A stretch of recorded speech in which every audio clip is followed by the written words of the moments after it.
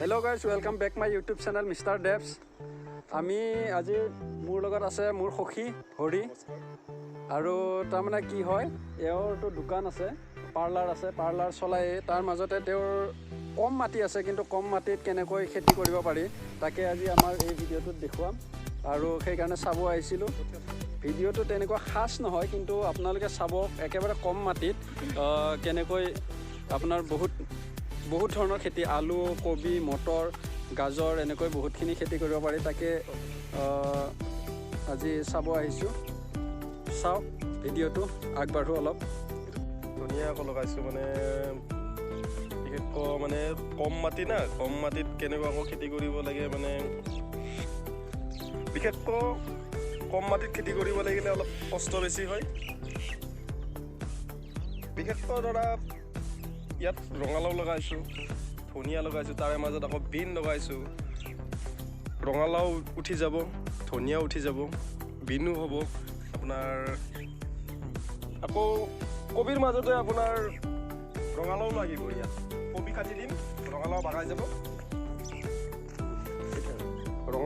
যাব তাৰপিছত কবিটো কাটি দিয়াৰ পিছত ৰঙালাও লাগিব ফুলকবি হয় এয়া ফুলকবিৰ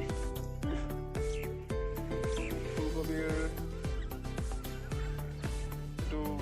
হাইব্ৰিড হয় ফুলকবি তাৰপিছত এইবিলাক কবিবিলাক উঠাই দিলোঁ আৰু ফুলকবি আছে এইটো বন্ধাকবি এয়া চাওক বন্ধাকবি কি ধুনীয়া হৈছে এইটো বন্ধাকবি কেৱল গোবৰ সাৰ ইয়াত কোনো ৰাসায়নিক সাৰ দিয়া নাই ইয়াত আৰু সিটো চাইডত চাওক বিন গছবিলাক দেখিলে আপোনালোকে ধৰক ভাবিব বোলে বিন গছ এনেকুৱাকৈ ধৰা মানে হয় আৰু কিন্তু এয়া বিন গছ এডাল গছত 1 কেজিকৈ লাগিব এবাৰত আলু আপোনাৰ বাদামী আলু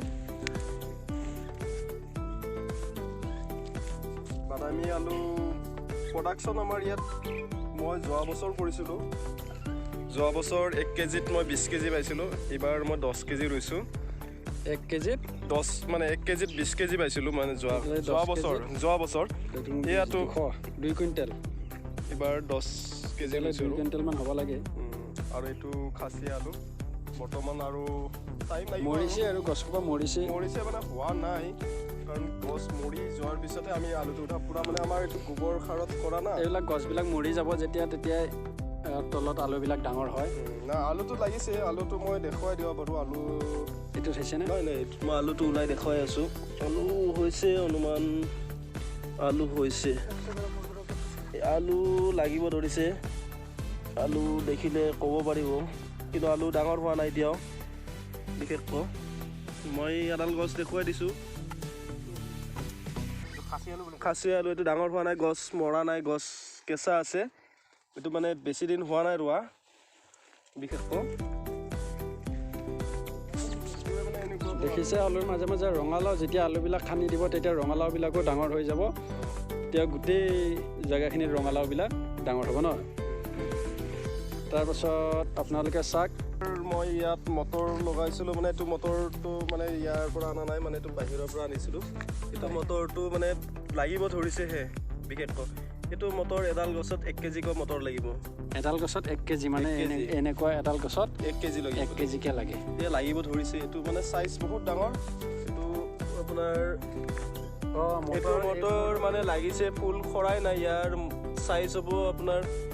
মোটামুটি 6 ইঞ্চিৰ বেছিহে হ'ব 8 ইঞ্চি মানে হয় 8 ইঞ্চিতকৈ অলপ সৰু হ'ব আৰু 7 ইঞ্চিমান হৈ যাব 6 ইঞ্চি হ'লেওতো কম নহয় এয়া মোৰ বাগান বিশেষকৈ মানে এইখিনি মাটি আৰু মানে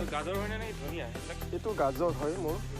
এইটো গাজৰটো মানে বিশেষকৈ গাজৰ খেতি কৰিছিলোঁ কিন্তু গাজৰটো ভাল হোৱা নাই অলপ পানীটো কম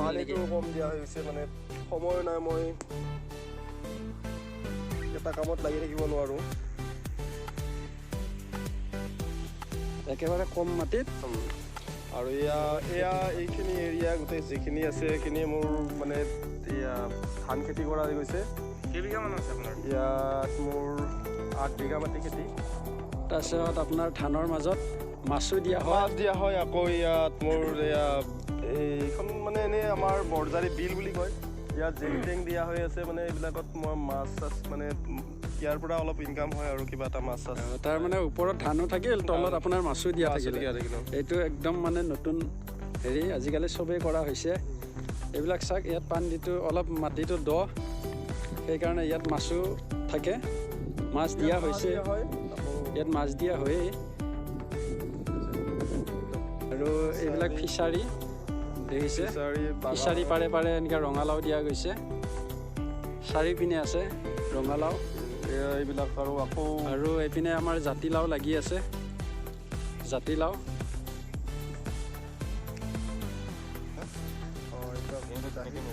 বিলাহী ফুলিব ধৰিছে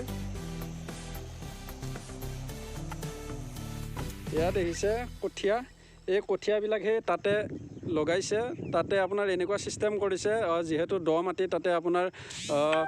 কঠীয়া ধানবিলাকো লগাইছে আৰু আপোনাৰ কি হয় এই ডবলটোত গোটেই মাছ এৰি দিয়া হৈছে মাছো ডাঙৰ হৈ থাকিব আৰু আপোনাৰ ধানো হ'ব আৰু এটা বস্তু চাওক ইয়াতে এইটো এটা সৰু ফিচাৰী আছে সৰু ফিচাৰী আছে এই ফিচাৰীটোত আপোনাৰ কি হয় মাছ এৰি দিয়া হয় ইয়াত মাছো ডাঙৰ হয় আৰু ইয়াৰ পৰা পানীটো শাক চব্জিত দিবৰ কাৰণে ভাল হয় এইবিলাক চাওক ফুলকবিবিলাক হ'ব হৈছে আৰু কিন্তু কথাটো হ'ল ইয়াতে গোটেইবিলাক আপোনাৰ একো ৰাসায়নিক সাৰ ইউজ কৰা নহয় চব আপোনাৰ গোবৰ সাৰেই দিয়া হয় এনেকৈয়ে তেওঁ খেতিখিনি কৰিবৰ কাৰণে চেষ্টা কৰিছে এইবিলাক বেৰাৰ চাইডে চাইডে আপোনাৰ বিন খেতি কৰিছে এইবিলাক বিন আপোনাৰ কি হয় একেবাৰে গোটেই বেৰাৰ চাইডে চাইডে দিয়া গৈছে দেখিছে ইয়াত এডাল গছত প্ৰায় 1 পৰা 1.5 কেজিলৈকে বিন লাগে এইবিলাক ফুলিছে দেখিছে এইখিনি কৰিছা তাতেতো 1 কঠা মানহে মাটি আছে 1 কঠা মাটিত তোমাৰ ইনকাম কিমান মান হয় কথা নহয় মোটামুটি মাটি আপোনাৰ নহয় অকল শাক চব্জি বাগানখিনিৰ কথা কৈছোঁ মানে মই ছিজনত আপোনাৰ যিখিনি খেতি কৰোঁ আৰু সেইখিনি মাটিত প্ৰায় 1.5 কঠা মাটি আৰু 1.5 কঠা মাটিত আপোনাৰ ছিজনটোত মোৰ ভাল ইনকাম হয় তথাপিও কিমান মান মানে মই নিজে দোকানত মানে মই নিজেই চেলনৰ কামো কৰোঁ আৰু চব্জিখিনি মই নিজেই বিক্ৰী কৰোঁ নিজেই বিক্ৰী কৰিলে মই অলপ লাভ হয় মোৰ মানে আপোনাৰ প্ৰথমৰ পৰা মই শাকৰ খেতি কৰোঁ শাকৰ লাভ কিমান মান হয় আপোনাৰ হয় মোৰ 30-40 হাজাৰ মান টকা 1 কঠা মাটিত হৈ যায় কিন্তু আপোনালোকে চাওক সেইখিনিত যদি আপুনি ধান খেতি কৰিলে হয় ধান খেতি কৰিলে আপোনাৰ কেতিয়াও 30-40 হাজাৰ টকা নাহে কিন্তু কথাটো হ'ল 1 কঠা মাটি খেতি কৰি তাকো তেওঁ ৰাসায়নিক সাৰ ইউজ নকৰে ৰাসায়নিক সাৰ ইউজ নকৰাকৈ যদি আপোনাৰ 30 পৰা 40 হাজাৰ টকা আহে তেতিয়াহ'লে আৰু কি লাগে বাৰু বন্ধুসকল আজিলৈ ভিডিঅ'টো ইমানতে ৰাখিছোঁ ধন্যবাদ জয় আই অসম